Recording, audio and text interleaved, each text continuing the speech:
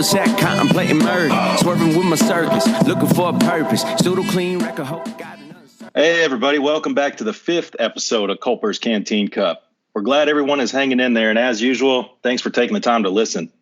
A special thanks to Carlton Zeus for that intro music. That was Alpha Child off his album 9 Lives, 3 Wives.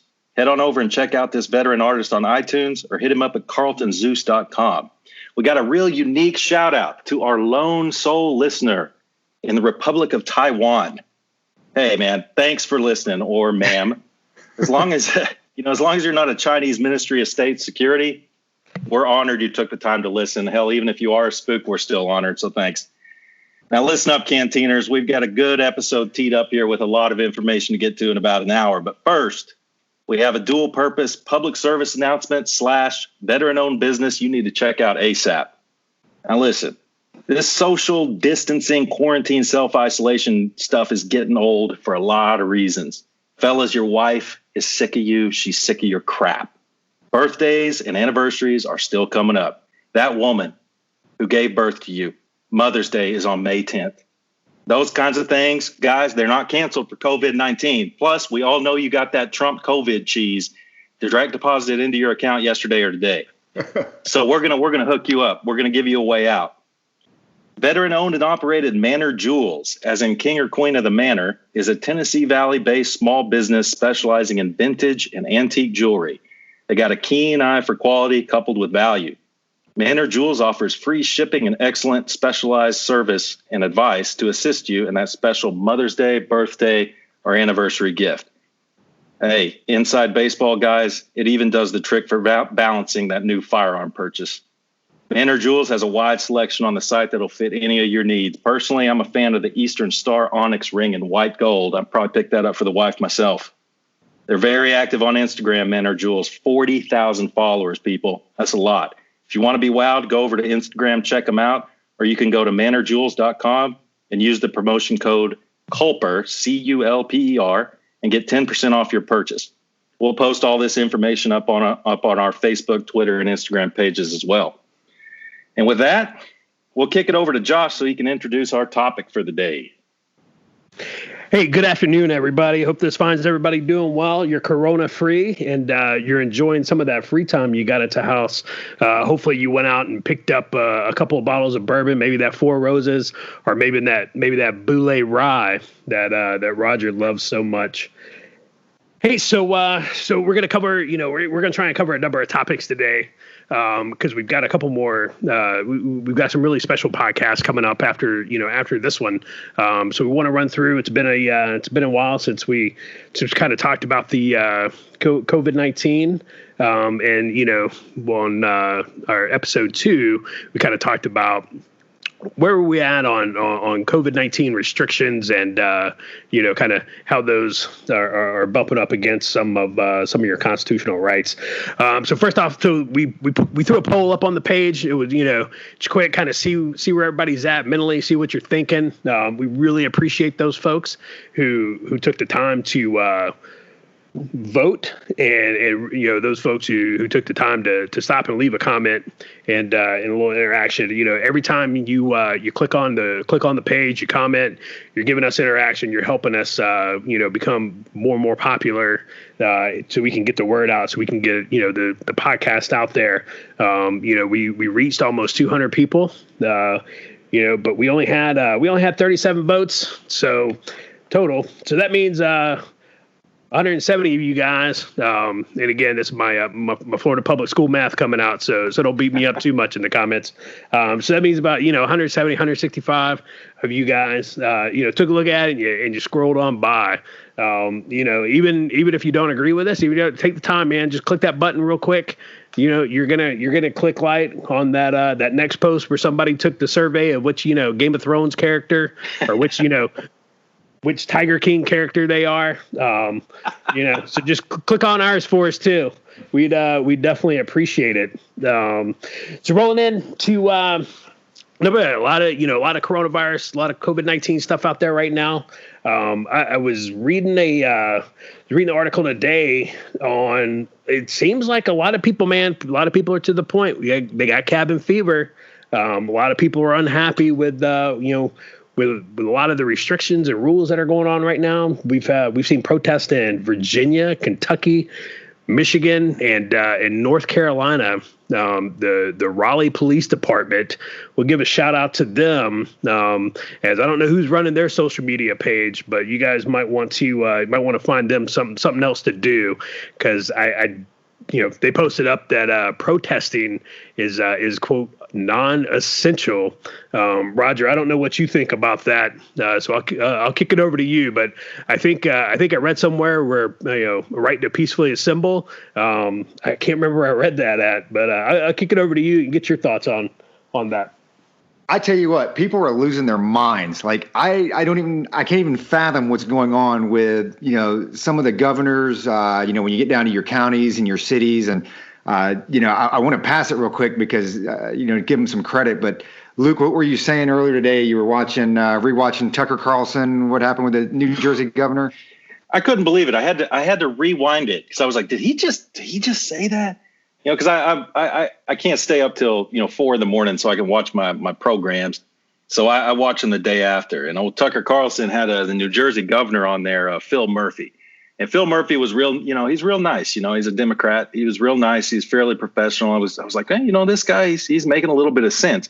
And then Tucker called him out on a incident that happened in New Jersey where I think it was in a synagogue and there were 13 people of the Jewish faith in there worshiping.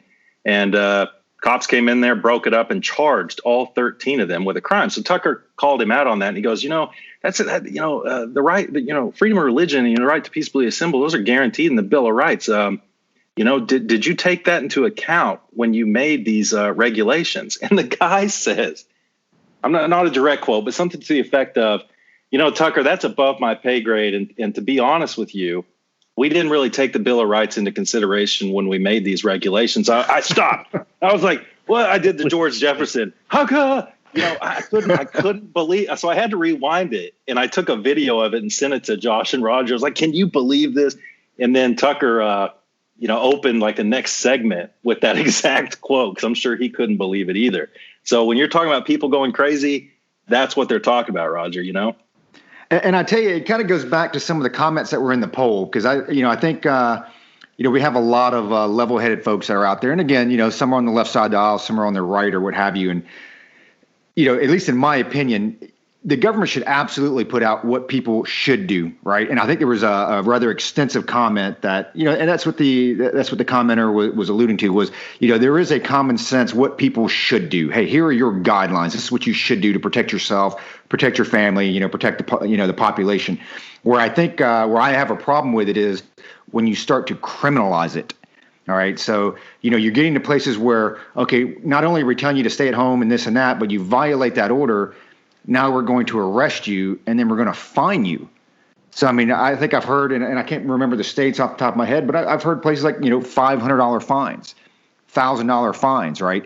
So it's like once you get to the point where you're criminalizing what, in my opinion, right, my constitutional rights, to assemble, that's where I have the problem with it. That's where I draw the line. It's like, hey, at what point? So if you're going to go ahead and say, okay, let's forget the First Amendment. Let's go ahead and, forget the 14th Amendment. So then, comes that slippery slope where, well, what about the others?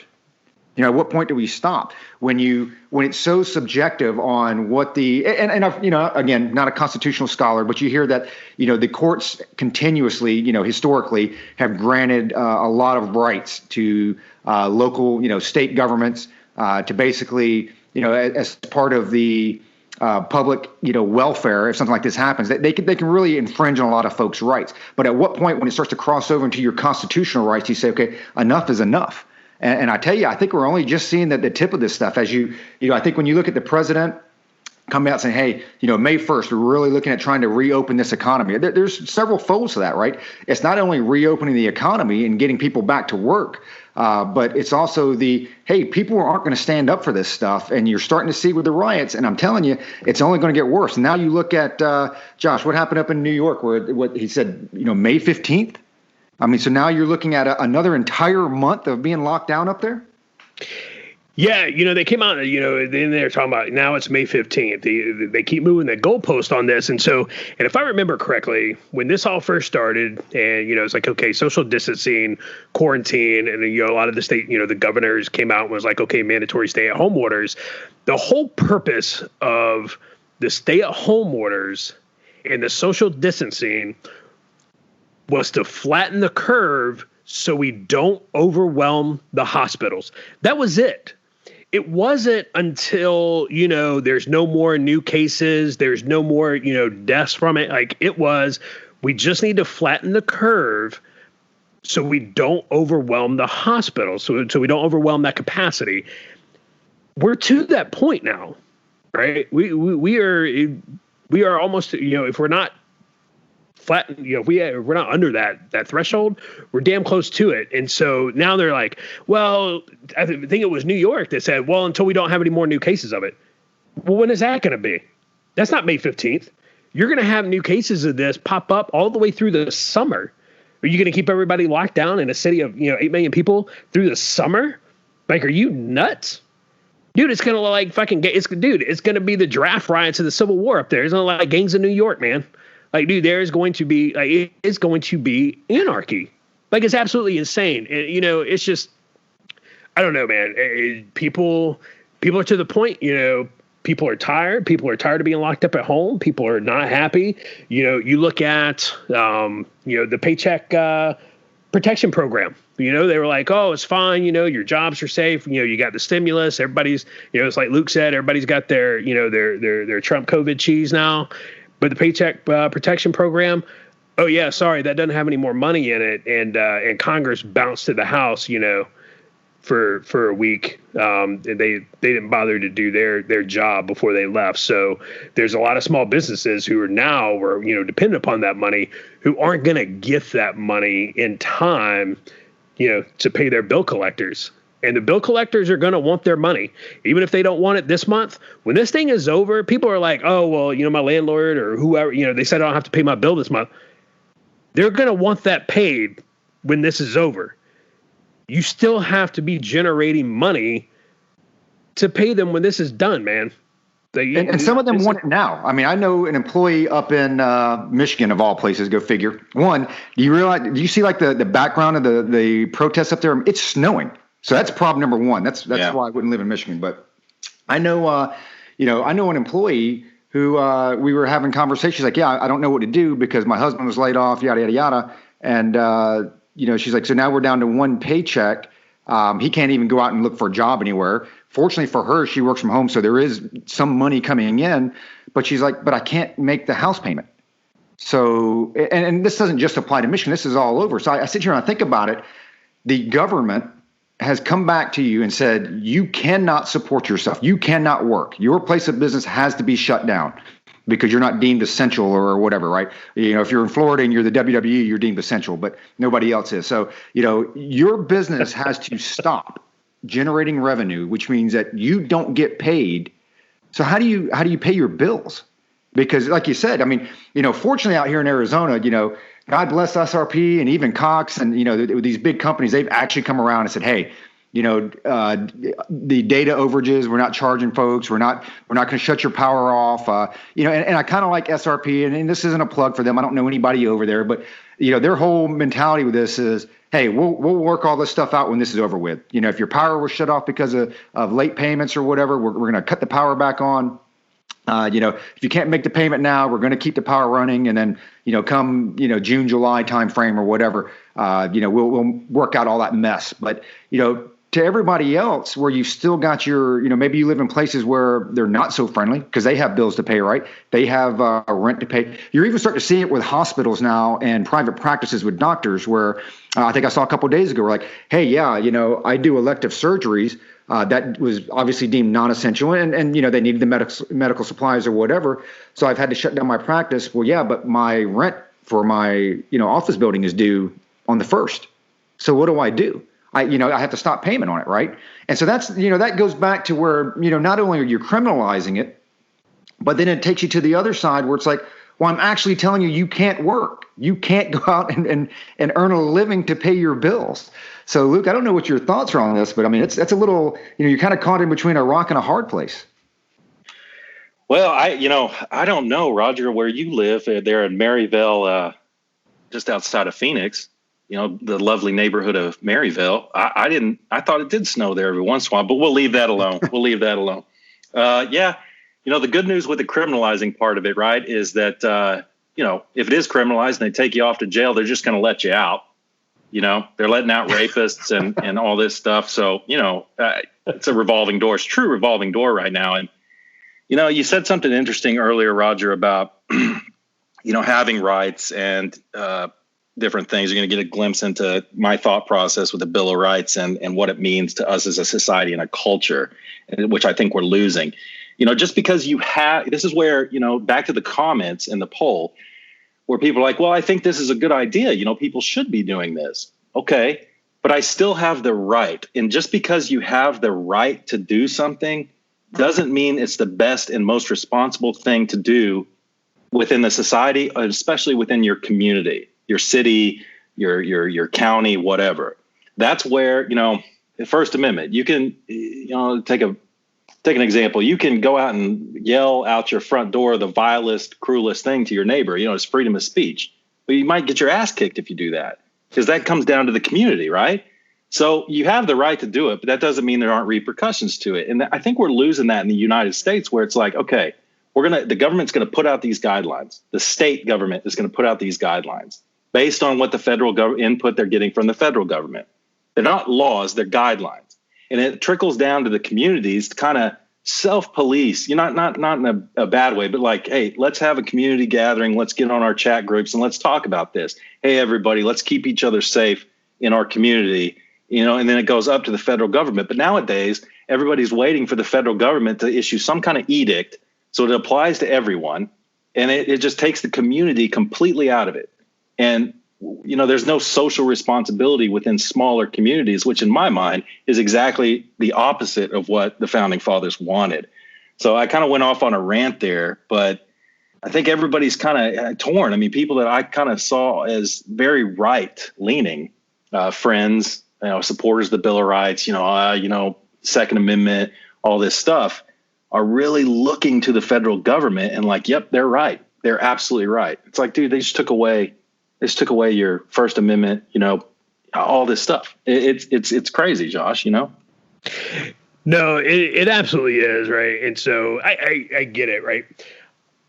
So a couple of things. I don't want to get COVID-19, right? I don't want to get it, but I'm not afraid of it, right? If you don't want it and you don't want to possibly give it to somebody else, I completely understand that. That's fine. Then follow the government guidelines. Quarantine in your house. Absolutely. And don't go out. But to deny me the option of going out, to deny me the ability to exercise my rights, you're honestly, you're no better. You're no better than, you're no better than King George, during the Revolutionary War. You're a tyrant.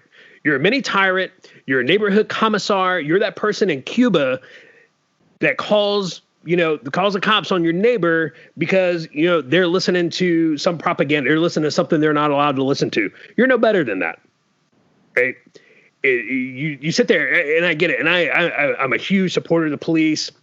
Man, granted, there's bad cops, there's good cops. That's neither here nor there right now. But I tell you, man, this past Sunday on Easter, when the news story came out about police officers writing down license plate numbers in the parking lot of a church, like that absolutely boggled my mind. I was like, I can't believe that this is coming from the United States, Hey man, if you don't want to go to church, you don't want to go in a big crowd right now. Like, I'm not going to go take a cruise right now, right? I'm not going to go to a movie theater, but I'm not going to tell my neighbor that they can't. I'm not going to call the cops on my neighbor when they go do something.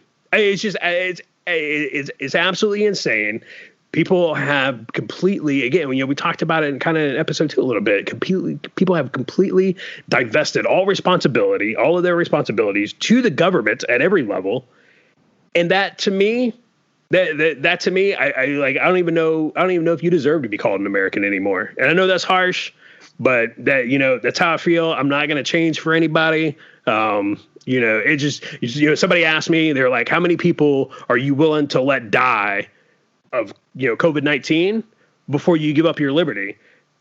And I thought, fucking all of them. Yeah. And you know what? I mean, that should be your answer too. Because if we all answer that and we all think the same way, like along those lines, then guess what? Nobody has to give up any of their liberties. Like, and it's just, it's insane to me that it's disappointing, to think about the country that, I'm going to leave behind when it's my time to go. So where's the ACLU in all this? Right? I mean, isn't this what they do? I haven't heard. The last thing I heard, I think we mentioned it on one of the other episodes, was the ACLU said, we're monitoring the situation and we'll intervene when needed, right? So that had to be at least, 2-3 weeks ago. So where is the ACLU in all of this? This is like what, and, I don't really have a whole lot of beef with them because, I think they always seem to fall a little bit on the left side of the aisle. But, I do think you have to call a spade, right? No matter who comes out with it, whether it's, right, left, or whatever. They do question a lot of the policies and procedures out there, especially when it does infringe on people's rights. But at this time right now, where are they at? I haven't seen anything. I haven't seen anything out of the ACLU either. And if there was ever a time, again, I don't agree with probably 80% of the things that the ACLU says. But every once in a while, they surprise you. You're like, oh shit, you're like, I think they're doing the right thing. If there was ever a time for the ACLU to shine, this is it, and they are nowhere to be found. It's a quick timeline too, because like we said earlier, also in another episode, I mean, the decision points were just blowing through them so fast. Things are changing, and I can barely stand to watch the news with all this BS coming out. It's like, oh, now if you have foot sores, that could be, a sign that you have it. And just all this nonsense. And the governor of New Jersey, New York, Michigan saying things. Yes, the ACLU should step up, but these things are happening so fast. Maybe they will. I don't have a lot of faith in them. What I find interesting is, Trump's press conference. Was it Monday? Oh, yeah. Battle Royal. When he said a few things, it's like I'm giving him the benefit of the doubt. That some of the stuff he said was kind of funny. About. I have complete power and, not exact words, but then all of a sudden the press jumped on it, and the left, it's like, what? States' rights, the 10th Amendment, he can't do that. And I was like, wait a minute. A few years ago, saying states' rights was a dog whistle for reproductive rights and racism. If you're talking about states' rights, you're basically a Confederate flag waving Nazi, but now states' rights, it's all good. Yeah, it was always all good. I found that very, very fascinating. It's just, but I can't hardly stand to follow this stuff because it seems like there's a lot of misinformation. I don't think that it's malicious, but things are, you should wear a mask. You should not wear a mask. There's a list going on Facebook of 25 things we know, and it's all just a bunch of nonsense. It's meant to be funny, but it's all true, and we're living in bizarro clown world. What do you guys think? Yeah, no, you see a lot of that misinformation out there, and and again, when we talked about this, the media in our country on both sides sucks. They're absolutely terrible. The fact that you have to say the media on both sides right there, that sentence alone tells you there's a problem, because the media shouldn't be on a side. The media should say, here's the facts, you decide, right? There should not be a left or right. Isn't that the Fox News tagline?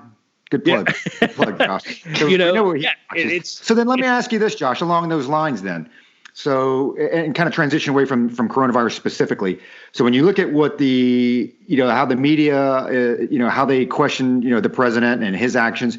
So what's your overall thought as far as President Trump's response? And it's a loaded question because I have a lot of stuff here that I've been pulling up. But, what's your thoughts on his response, that, the actions that he's taken, since January to now? Good, bad, indifferent? I think there's some good things. I think there's some bad things. I think the good thing was that, January 31st, it was the 30th or 31st, travel ban from China, right? I think that was an absolute good thing. I would have liked to have seen the, I can't remember exactly which date. I would have liked to have seen the national emergency declaration come out a little bit earlier. To open up those funds, for the states. I would have liked to have seen I would like to have seen that a little bit earlier. I think he's been really good. He has absolutely empowered the states. He has stepped aside, even when Gavin Newsom comes out and says, I have no problem. I have no issue with what the president has done. He has, been responsive. He has helped the state of California, whatever we needed. I have no issue. When Governor Moonbeam comes out and says that, I don't see how anybody, even those on the furthest left, can argue, because that's what it's supposed to have been all along, right? It's supposed to have been powerful states, and people are raking the South Dakota governor over the coals for not issuing a stay-at-home order. You know what? That's fine. They shouldn't. Each state should make their own decisions like that. Like nobody should follow. You should not follow the crowd on this thing, right? And that's not the way this was designed. It's not the way it was meant to be. I think Trump has done overall. I would have to give him a B+ or an A-. On how he's handled it. It's not been easy. Every day that guy walks into a press conference and just gets beat about the head and shoulders. And then people are like, why is he angry? Well, it's because you spend every day for 2 hours telling him how much he sucks, and questioning everything he does. He doesn't exert enough control. He doesn't act quick enough. You complain about that. Then when he says, if I have total authority, which is absolute nonsense, right? People, fly off the handle and lose their minds about that. It is just that press conference on Monday, man, like the Royal Rumble, it was amazing. It is the greatest cell phone this week, really, is CNN turning around after the press conference saying President Trump played propaganda. It's like, dude, he played your reporters reporting. So, is your shit propaganda? Because that's what you just said. Because all he did was play the video. All he did was play video, unedited, uncut, no comments. Like all he did was play you. So you're admitting that your shit's propaganda. Not okay, fine, not a problem. And I remember watching that, and this is the thought that came to my mind, and I'll kind of load this up before I get your thoughts on it, Luke. So I kind of wondered. I was like, as he's getting beat up, right, and it's. There's obviously not a 100% solution, right? There's not a correct way to handle this thing. No president. We know what's out there. He's briefed on it. Presidents are briefed on it, but you're never going to get it right. There's always going to be some things that you could have done it earlier, should have done it better, whatever. But it makes me wonder. So if you weren't on board early with the travel restriction and some of the actions that happened, like on 31 January, does that give you the right, or is it fair to criticize any of his actions now? And so I say that, and as you're thinking about this, Luke, I'm gonna read a couple of things. So on 9 January, the New York Times tweet, which I think has been taken down since then, there's no evidence that the virus, a coronavirus, is readily spread by humans and has not been tied to any deaths. Okay, that was good call, New York Times. Way to, I don't know who actually tweeted that, but they are not prognosticators. So now, when you look at, let's go to Joe Biden, right, which we'll have a whole segment on him later. Democratic presidential contender Joe Biden led the way, quickly attacking what he called Trump's record of hysteria, xenophobia, and fear-mongering after the travel restrictions were announced, and arguing that Trump is the worst possible person to lead our country through a global health emergency. Biden on Wednesday didn't criticize the travel ban anyway, and instead accused Trump of downplaying the virus early on in remarks to Fox News. All right, so you had him early on talking about you're a racist, you're a xenophobe, what have you. In March, another Democratic presidential candidate, Senator Bernie Sanders, conspicuously insisted at a Fox News town hall that he wouldn't consider closing the U.S. border to prevent the spread of coronavirus before condemning what he called the president's xenophobia. Then there's another one, 31 January, right? So this is when the travel ban went in, 31 January. And the New York Times quoted Dr. Michael Osterholm as saying that Trump's decision to restrict travel from China was more of an emotional or political reaction.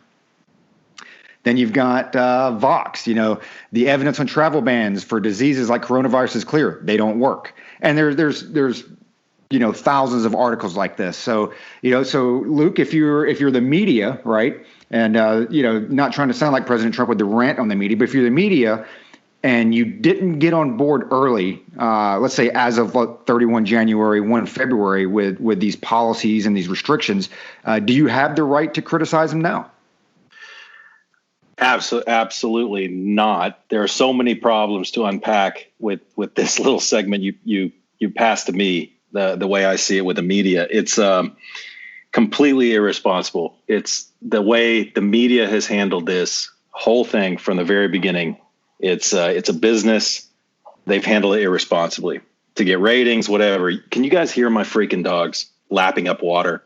Anyway, so yeah, I'm harking back to like World War II. The bombing of Pearl Harbor, and back then, there was a real big divide in the public on isolationism versus engaging, and it was a real debate. But then after Pearl Harbor happened, it was like everyone was on board. Okay, everyone's on board, including the media. Now there's a slippery slope right there. I do think the media should they should be journalists. Ask the questions, get the truth, report the facts. Don't put a spin on them. A partisan spin. But at the same time, hey, let's all get on board because this is a quote unquote crisis. But that can go too far also, as we saw with the internment of the Japanese during World War II. No one really questioned that. Not widely enough, obviously. So, yeah, I expect the media to be impartial. That's it. And they haven't been. They've reported misinformation from the beginning. So, yeah, it's not right to criticize and keep changing the goalposts. I mean, from one night to the next, I think I can't remember. I know one of them was Anderson Cooper and the other one was the other douchebag on CNN. But they said the exact opposite things within 24 hours about the president's actions. It's like, well, it's obviously partisan. I would like to think that, if I was on the other end of the spectrum or going back to Obama's time, I didn't just blindly criticize the president. I tried not to do that. Try to be fairly, balanced. And so I don't end up looking like a hypocrite, which is what everyone's looking like right now, at least in the media. So I don't know if that answers your question. I mean, did that make any sense to you, Josh? What I just said? I don't know. Yeah, no, it made perfect sense. Again, we're just asking the media, just call balls and strikes. That's all we're asking. We will decide, what we think. I don't need your spin on it. I don't need any of that. Just call balls and strikes. And you talk about it, right? And a perfect example is the whole Biden sexual, harassment, sexual assault thing in the New York Times. So, dude, the New York Times executive editor, Dean Beckett, Roger would probably say his name like Bequay or something, right? They came out and admitted that they allowed the Biden campaign. They allowed a political campaign to influence. They're deleting a tweet and remove some of the content in an article regarding the sexual assault allegations against Joe Biden. Think about that for a second. A major media publication allowed a political campaign to influence their decision to delete a tweet and alter a story. You think Woodward and Bernstein would allow Nixon to come on down and be like, "Hey man, can we just tweak this right here? Can we massage this sentence a little bit? It's really harsh. It paints me in a bad light." Yeah, sure, Dick, not a problem. Anything for you, Dick. You get the fuck out of here. Are you serious? Like that's where we're at in the country, right? And that rolls into the whole, Joe Biden. Man, do I believe the allegations against Joe Biden? I don't know.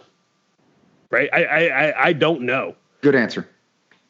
I don't know. That's answer, yeah. That's not for me. It's not for me to decide. Right? But people set their new rules. They set the new rules during the Brett Kavanaugh confirmation hearings. Guess what? We told you then you were going to hate the new rules. So here are the new rules. Because the left those on the left, the Kamala Harris's, the Cory Bookers, the Joe Bidens. Everybody remember him, the guy running for, the Democratic nomination for president of the United States? Does he know that? He probably doesn't. Did you see the meme where it shows Barry endorsing him? He's like, I'm endorsing you, Joe. And Joe's like, for what? The other one is that, thank you, Dr. King. I know. See that one? I saw that. God. And I feel bad because, there's something seriously wrong with Joe Biden, and it truly is, and it's sad. He should really be checked, and I hope he's getting checked. But they came back, when Christine Blasey Ford came forward and said Brett Kavanaugh assaulted me, way back in the day. Okay, the hashtag Me Too, hashtag believe all women. Guess what? We didn't make those rules. You made those rules. You came out and you got on your high horse. And I'm not belittling, people who claim that they've been sexually assaulted. Right. That shit it has no place in society, period. Right. But when you get up and the social justice warriors mount up and they say, no, you have to come in front of Congress, testify. We are believing all women. Hashtag Me Too. You should not be you should not be confirmed. You should not be in any position of power if you've been accused of sexual assault. Okay. Well, either that applies across the board, including Joe Biden, including Donald Trump, including everybody, including Keith Ellison, for physical abuse up, forget, was it Michigan or Minnesota? One of the two. The lieutenant governor of Virginia, everybody remember him? That shit went away. The governor, it's still on, the focus is still on the Virginia governor for his blackface and Klan photo. If that would have been somebody on the right, it would have been done. Like, they would have been done. But he's still the governor. So you guys made the new rules. So I don't see what the problem is. It should and not only do they make the new rules, remember during the Kavanaugh hearing, this was from Joe Biden. For a woman to come forward in the glaring lights of focus nationally, you've got to start off with the presumption that at least the essence of what she's talking about is real. Okay. And I would tell you this, and I'm with you, Josh, that is the right answer. It's I don't know if he did it. I don't know. I think there's a lot of facts there, so I'm not going to sit there and just, I'm not even going to, have an opinion on whether any of this stuff's true or not. What I will say is this: I didn't realize how many there were. So I had to do some gurgling the other day, and it's you've got Lucy Flores, former lieutenant governor of Nevada, or I think she was maybe the nominee at the time or whatever. But, claims that he gave her a big, slow kiss on the back of her head at an event at a 2014 campaign. You've got Amy Lapis, claims that Biden touched and rubbed his nose against hers at a political fundraiser. He put his hand around my neck, rubbed noses with me. He was pulling me in. I thought he was going to kiss me on the mouth. And it says that she didn't file a complaint. He was the vice president. That's what she said. I was nobody. He was the vice president. Then you've got DJ Hill, right? That Biden rested his hands on her shoulders and started massaging her back. You've got Caitlin Caruso, hugged her just a little bit too long and laid his hand on her thigh. Again, making folks feel uncomfortable. That's the point, right? It doesn't necessarily have to be like you think of sexual assault, right? Like some type of penetration or whatever. It's just the fact of feeling uncomfortable, and you invade somebody's personal space. You've got Allie Cole, where Biden squeezed her shoulders, complimented her smile, and held on to her for a bit too long. You've got Sophie Karasek. Sorry if I'm pronouncing these names wrong. Same type of stuff. Violated personal space. You've got Vale Connor Yunt, Alexandra Tara Reid. The latest one. So which I think that she actually filed a police report just recently. So when you look at and again, not saying he's guilty or not, there are a lot of people who have come forward. There is clearly in my opinion, it looks like there's a pattern that, somebody probably needs to look into this, because again, we're not saying that, he drugged somebody or Bill Cosby somebody or whatever, right? It's you see the pattern of, this invasion of personal space. They're all claiming essentially the same thing. So, Luke, the guys, the Democratic, which first of all, somebody should look into. Before I throw it to you, I do want to give a quick shout out to Barry, all right? Because I'm going to tell you this. It is ballsy. Barry, I tell you what, man, audacity of hope. The balls that you had to come out, right, and throw yourself out there and endorse, Joe Biden to be the Democratic nominee for president. Dude, that's ballsy, especially considering there's nobody else left in the field. So I just want to say, Barry called it first, right? He came out way ahead of the field, went ahead and threw his endorsement. And his whole thing was, you know what? I waited because I wanted to make sure that Joe was ready for this. Now he was serious. Okay, well, first of all, he was your vice president for 8 freaking years, man. All right, so somebody after 8 years whether they're ready. And this is the 3rd time he's run, right? So anyway, I know I went off the rails there, but no, you didn't. I know you've got some thoughts on it, man. No, yeah, it was a perfect transition. I don't know how you do that. Roger's good at that. So this is exactly what I want to say next. But before I say, I never in my life, and I thought about this for a while today, never in my life have I had the urge to beat up an old man, ever. Like an old man. I know I could just crush his bones, but that has changed with Joe Biden. I mean, in the sexual assault allegations, yes, if he's guilty of that, that's just another reason to beat his ass. But what burns me up about him is when I see these videos of him getting in these guys' faces, and grabbing their shirt and tough guy and challenging push-up contests. Is like, dude, I want to beat your ass so bad. It's just, I hate that tough guy stuff. The guy's never been in a fight in his life, even though he pulled himself up by the bootstraps. But back to the Obama thing, I watched that video when the show prep I did today. I watched that endorsement video 3 times because I was like, nobody forced Obama to do that, right? But Obama's a smart guy. I don't think he wanted to do it, but he's like, God, I have to.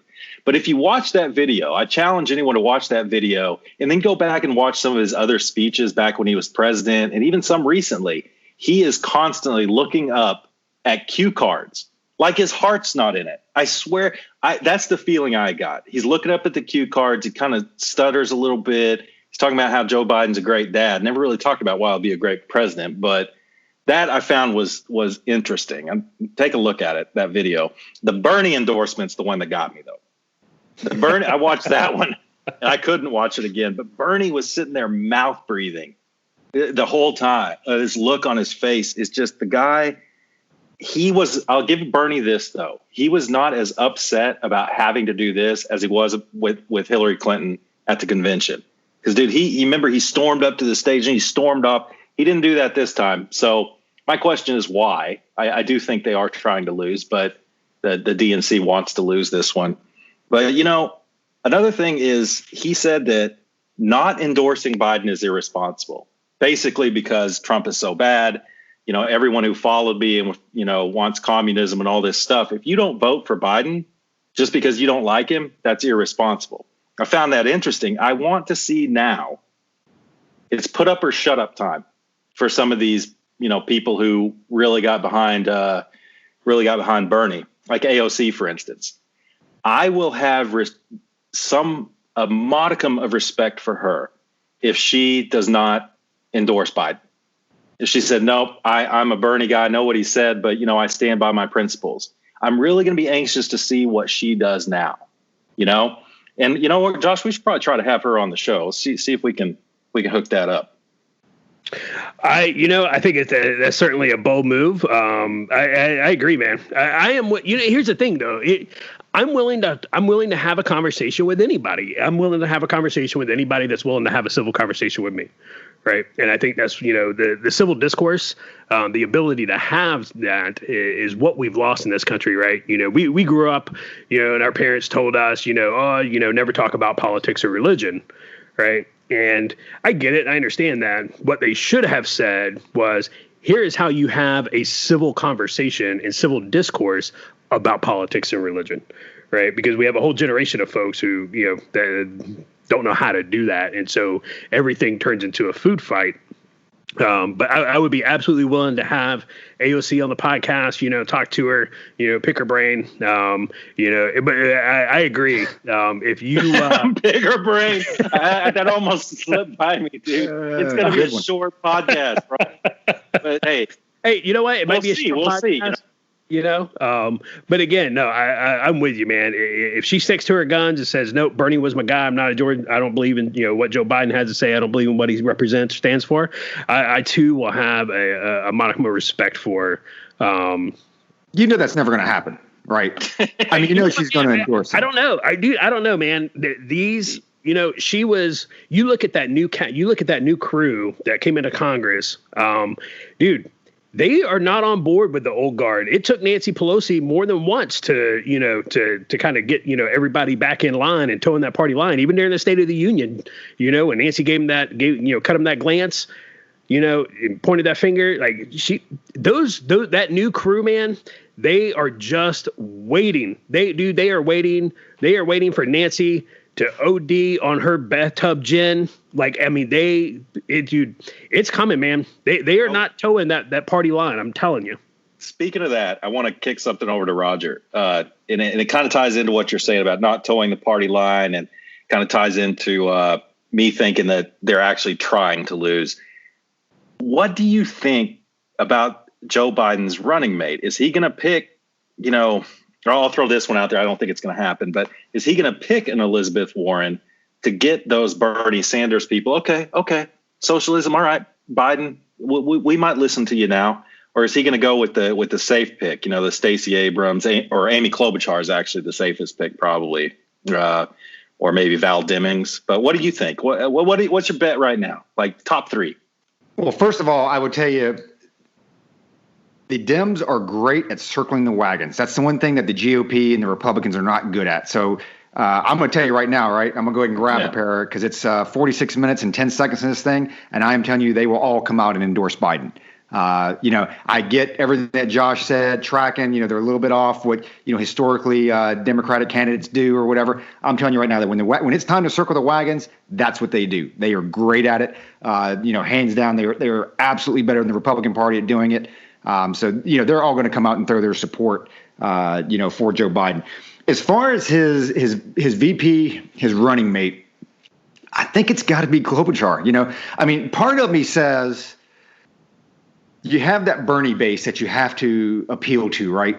But I mean, here's the reality of it. That Bernie base is not going to vote for Trump. I mean, that Elizabeth Warren base is not going to vote for Trump. They will either not vote or they're just going to vote Democrat. And again, I think, they circle the wagons. I think they'll come out and they're just going to vote Democrat anyway. So you don't really have to, try to pull those voters in. The ones that you have to worry about, right, are those independents, those middle of the road, just left, just right. And when you look at Klobuchar, she fits that bill. She is the one, you've got the woman, you've got her from that Iron Belt area or Rust Belt or wherever they called it. She's seen as a moderate, as a true moderate, on the left, but obviously leans a little more to the right than everybody else. So I think when you look at her, that's when you're trying to pull that middle of the road. And then it just makes you wonder. It's like, so where does Biden go from here? He came out with some pretty left policies, right? He kept leaning to the left. I thought he was going to fall over, right? He's trying to appeal to that Elizabeth Warren, Bernie Sanders crowd. And so he went so far left.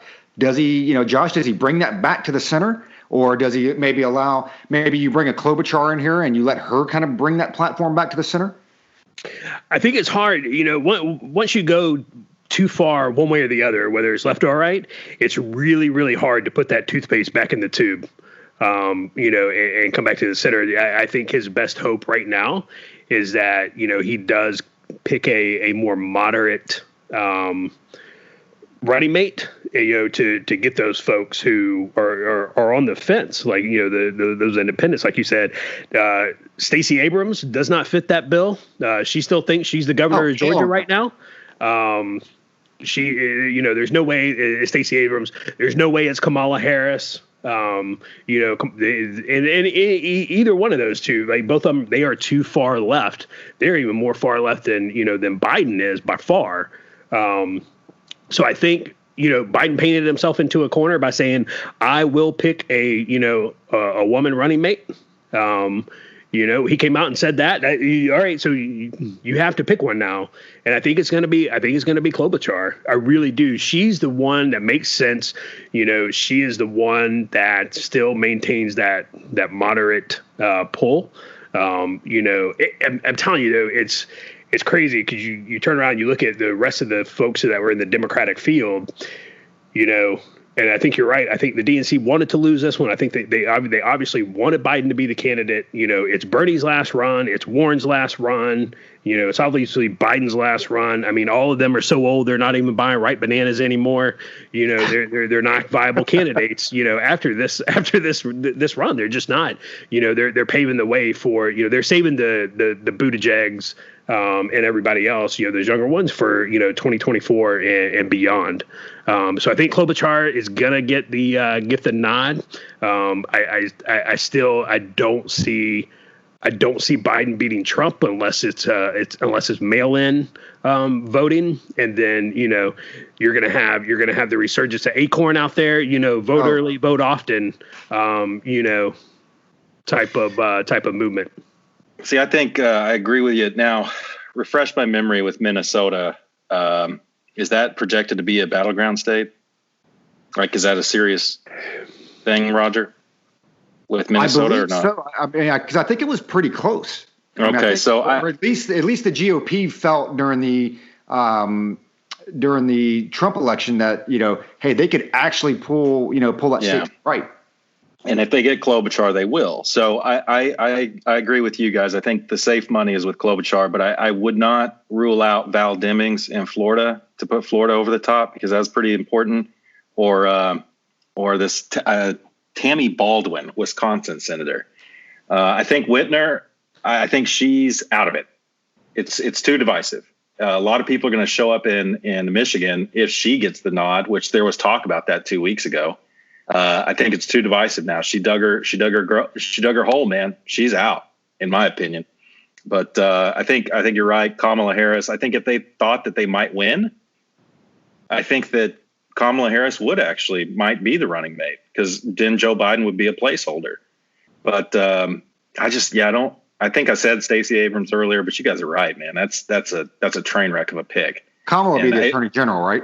I mean, that's who he picked. Oh yeah, the attorney general. Oh yeah, because she did a great job out in California. Yeah. Kamala, she would definitely be the AG, and it'd be a Greek tragedy. So in response to your question, Luke, so for the 2016 election, Hillary Clinton pulled in 1,367,716 votes. Donald Trump pulled in 1,322,951 votes. So yeah, super, super close. A lot closer than they wanted it to be, I'm sure. I mean, wow, that is like he almost pulled that off. I mean, so that could be another reason that you short up. I am waiting for the ultimate gaffe though, because when do you let's take a bet.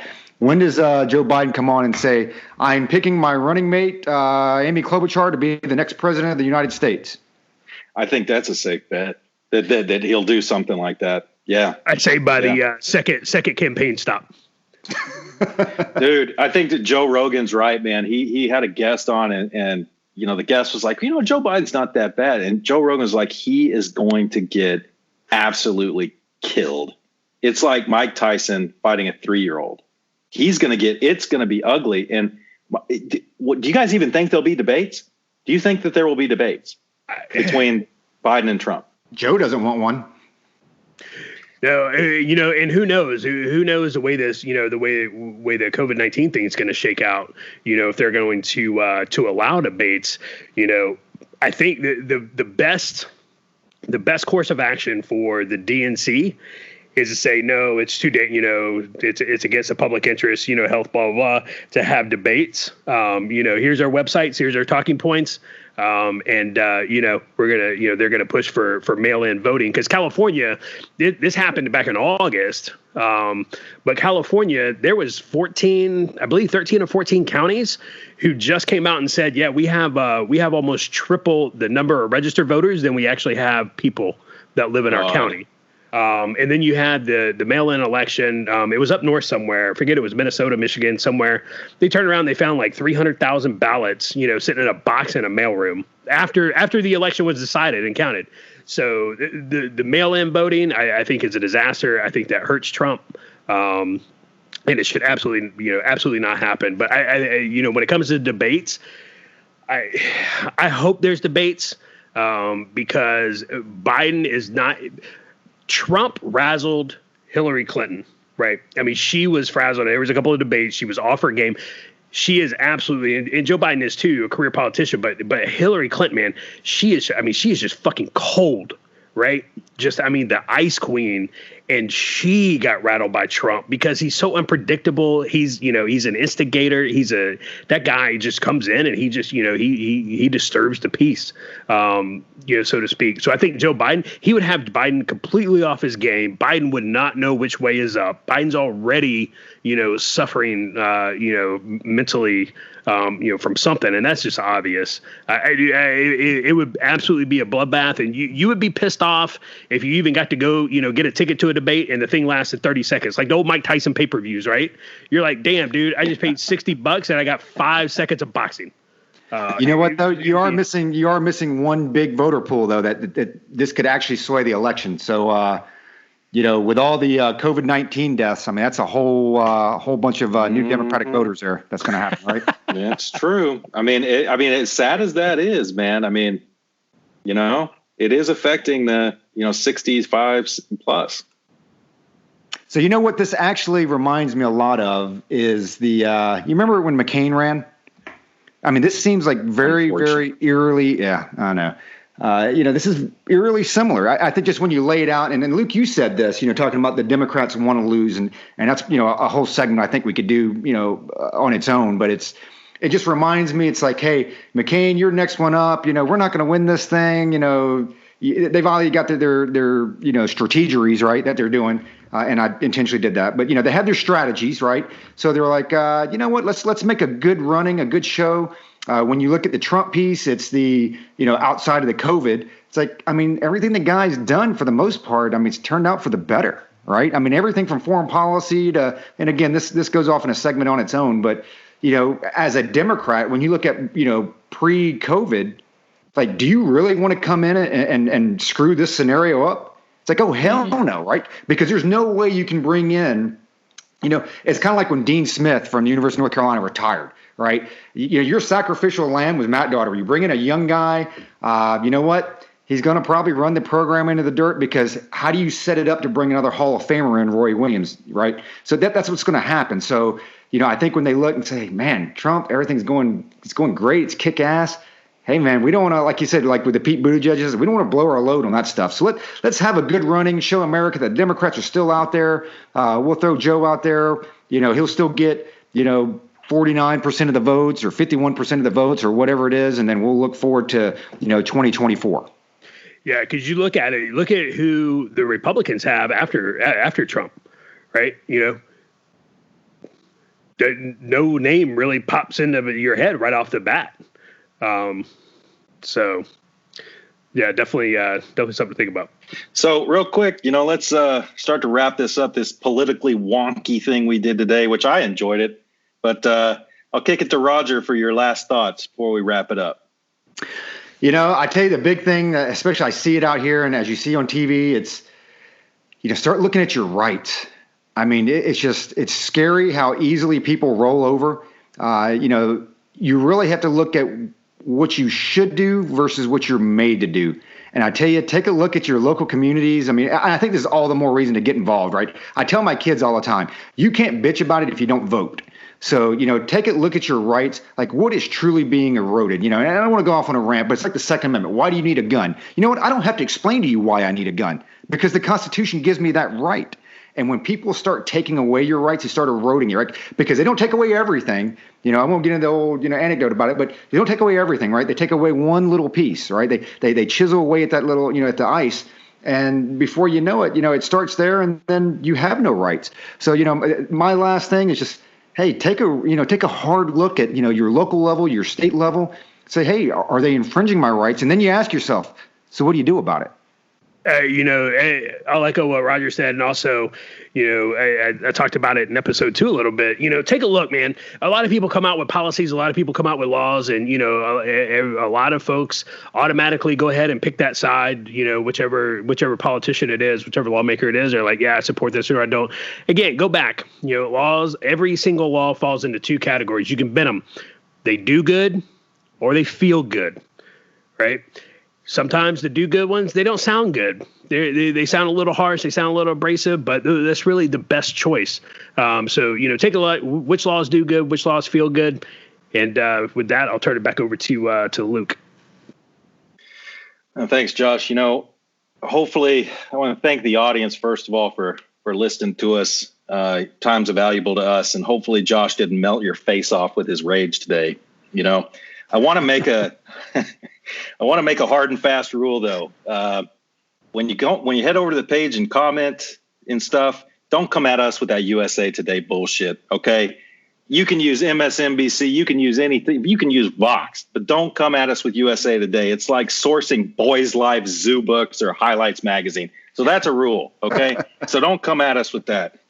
But again, thanks everybody for listening. Go to Anchor, the platform of your choice, whether it's Spotify, iTunes, or something I don't even know about. Make sure you subscribe, rate, and review, because that really helps us out.